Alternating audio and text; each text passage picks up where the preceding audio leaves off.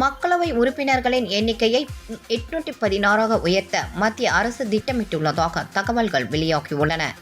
வருகின்ற மக்களவைத் தேர்தலில் இருந்து பெண்களுக்கான இடஒதுக்கீட்டை அமல்படுத்த மத்திய அரசு திட்டமிட்டுள்ளது. இந்த மசோதா நிறைவேற்றினால் மக்களவையில் தற்போதுள்ள 543 என்கின்ற எண்ணிக்கை 50% உயர்ந்து 816ஆக அதிகரிக்கும். இதில் கூடுதலாக ஒதுக்கப்படும் 273 இடங்கள் பெண்களுக்கு ஒதுக்கப்படுவதால் ஆண் உறுப்பினர்களுக்கு பாதிப்பு ஏற்படாது என்று கூறப்படுகிறது. இந்த நடவடிக்கை அமலுக்கு வந்தால் உத்தரப்பிரதேசம், பீகார் போன்ற மாநிலங்களில் நாடாளுமன்ற பலம் அதிகரிக்கும். அதேவேளையில் மக்கள் தொகையை கட்டுப்படுத்திய தென்னிந்திய மாநிலங்களின் பிரதிநிதித்துவம் குறையாமல் இருக்க சிறப்பு ஃபார்முலா ஒன்றை மத்திய அரசு உருவாக்கும் எனவும் எதிர்பார்க்கப்படுகிறது.